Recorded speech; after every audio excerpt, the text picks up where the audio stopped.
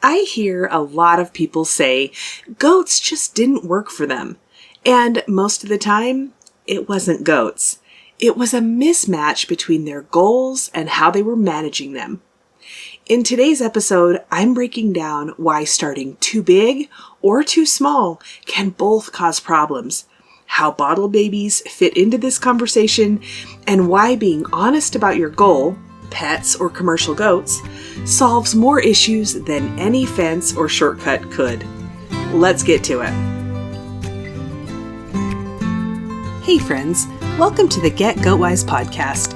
Are you longing to raise goats and other animals for food but don't know where to start? Do you want to be more self-sufficient and less dependent on the grocery store? Do you wish you had a mentor to walk you through raising livestock? Hi, I'm Millie, animal scientist, cattle girl turned goat rancher, co-owner of Dry Creek Livestock, and simple living enthusiast. For 15 years, I've been on a mission to raise all of our own meat, eggs, and dairy. Here, we'll talk about raising goats and other homestead livestock, how to create sustainable animal management systems that actually work, and a bit of off-grid life with kids and livestock. If you're ready to take control of your food supply, raise livestock with confidence, and provide your family with the most nourishing meat, eggs, and dairy available, you're in the right place. Kick off your muck boots, pour a cup of coffee, and let's talk livestock. Before we jump in, I want to take a moment to ask for your help. This podcast exists to give goat owners practical, grounded information, the kind that keeps animals healthier and people from burning out. Reviews are one of the biggest ways that message reaches the right people. If you found this show useful, especially early on in your goat journey, I'd appreciate you leaving a review on Apple Podcasts. Just scroll down to Ratings and Reviews and tap Write a Review. As a thank you, I've put together a free kidding due date chart at getgoatwise.com/kidding-chart. Leave a review, grab the chart, and know you're helping someone else raise goats with a little more clarity and confidence. Here's what's been happening on the ranch this week. We're in another warm-up, hitting upper 40s and lower 50s Fahrenheit each day, which means more mud. Thank goodness we're still freezing at night so we can get around in the morning without getting stuck. The UPS driver won't even consider coming down here right now. Our lane is a muddy mess. In his defense, we have had to pull him out of here with the skid steer before, so his caution is understandable. It's like spring in February, and we have stormy weather in the forecast. This could get very interesting. I'm not going to complain about moisture though. This has been a dry winter so far, and I'm hopeful we've been warm enough that the ground has thawed and this precipitation will go into the ground and not run off. Though that's probably wishful thinking based on the mud we have right now. It's not drying out because there's still frost in the ground. We sold out of doe kids over the weekend. The rest of the doe kids are either our replacement does or already claimed and waiting to go to their new home. So now we have bucks left and the wether kids. We'll keep a few bucks and about half the wethers will stay here to go into the meat program, and then we'll probably take a road trip as soon as the weather clears up and haul the rest to Colorado to sell.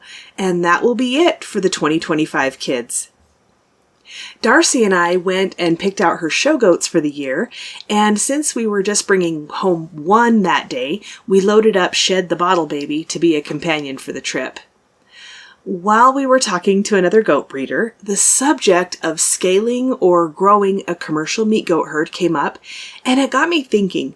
So I want to talk about something I see all the time with goats, especially with people who are excited, motivated, and genuinely trying to do things right. And that's this idea that you either need a lot of goats right away to be profitable, or that starting with one or two will somehow prepare you for commercial goats. And I don't think either extreme works very well. What I want to center this whole conversation on today is one simple truth. Management always depends on your goal. And when your management doesn't match your goal, that's when raising goats feels hard, frustrating, or like they just aren't worth it. I see a pattern repeat over and over. People jump into goats with big hopes. They buy too many too fast, or they start with goats that are managed like pets, and within a year or two, they sell out completely. And they usually say something like, "Goats are impossible. They destroy everything. I couldn't keep them contained. They weren't profitable." Most of the time, goats weren't the real problem. The problem was that the management didn't match the goal, and the learning curve was multiplied by scale. With goats, and all livestock for that matter, mistakes are inevitable when you're learning, but goats have a way of magnifying mistakes. 5 goats getting out is annoying. 30 goats getting out and standing on your neighbor's porch is a crisis. Same mistake, very different consequences. There's a lot of advice out there that says, just start with 2 or 3 goats. And I understand why people say that. They're trying to help beginners avoid overwhelm. But here's the truth. 2 or 3 goats are pets. And I don't mean that as an insult. I mean it as a description of how they function. And again, that's not wrong. It just teaches a different skill set. With 2 or 3 goats, they bond to people. They don't move like a herd. They don't respect pressure. They climb on things, block gates, and freestyle, going wherever they want to go. You learn how to accommodate goats, not how to manage a herd. And that does not prepare you for commercial goats. On the other end of the spectrum, starting with a big group, 30, 40, 50 head, when you don't yet understand goats, that magnifies every learning mistake. Fence mistakes, grazing mistakes, nutrition mistakes, parasite mistakes. That's when people burn out fast. So the answer is not start tiny, and it's not scale fast. The answer is start at a scale that teaches the right lessons without turning mistakes into emergencies. I want to share something from our own operation, and I've done an episode about this, but it's an example of management matching reality. Last summer, we sold off a significant number of goats. Not because goats weren't working, not because the enterprise was failing, but because we were growing beyond our ability to manage them well at that point in time. We had perimeter fence planned and in progress, but it was moving slower than we'd hoped. We were relying heavily on daily electric fence moves. And to be fair, it was also a dry year with less forage. Those daily moves were barely supporting the number of goats we had. So instead of forcing herd growth and hoping infrastructure would catch up, we made a conscious decision to pull back. That gave us room to improve the herd, tighten genetics, allocate forage better, reduce pressure, and let the infrastructure catch up instead of constantly playing defense. That wasn't failure, that was good management under real constraints. Growth doesn't have to be linear to be healthy. I also want to talk honestly about bottle babies and pet goats, because this is where a lot of frustration lives. And I'm not trashing bottle babies. Sometimes that's the only way to start a herd. Sometimes that's the only way to access genetics. We've done that ourselves. But here's the part people don't like to hear. In goats, bottle babies don't naturally develop true herd behavior without ongoing management trade-offs. And pretending they will causes management friction. Right now, we have 2 bottle baby pet goats, and they drive me crazy. Every time we move goats, they're blocking the gate hole, they're right in the middle of everything, or they're off in a completely different direction, having no instinct for staying with the herd for safety. They don't flow with the herd, they don't respond to pressure, they don't respect boundaries the way herd-raised goats do. So for safety, theirs and ours, they spend most of their time penned near the barn. That's not because they're bad goats. It's because they were trained from day one for a different role. Here's the heart of this episode. Good commercial goat management is not about forcing goats into a rigid system. It's about building a system that respects goat nature, supports their health, protects them, and uses pressure and movement appropriately. And then goats learn to operate within clear, consistent boundaries. With pet goats, especially bottle babies, you often have to manage around behaviors that don't fit normal herd dynamics. Not because it's ideal, not because it's the safest option for those goats. So here's the distinction I want you to hear clearly. Commercial goat management systems guide behavior. Pet goat management systems accommodate behavior.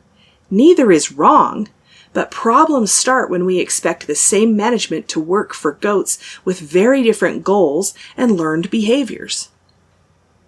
When we started with show goats, we started with 5 does and a leased buck. That was enough goats to behave like goats, create herd dynamics, teach us fencing, nutrition, and behavior. But few enough that mistakes didn't become disasters.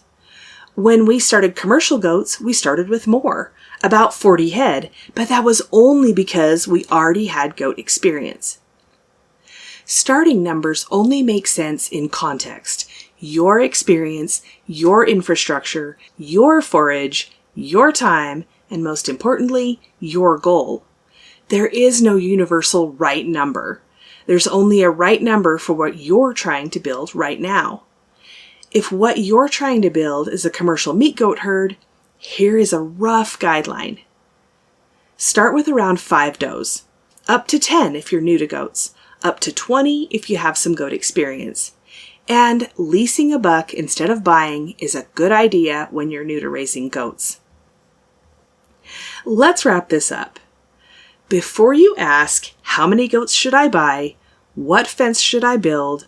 Why are my goats so difficult? Ask this first. What's my goal?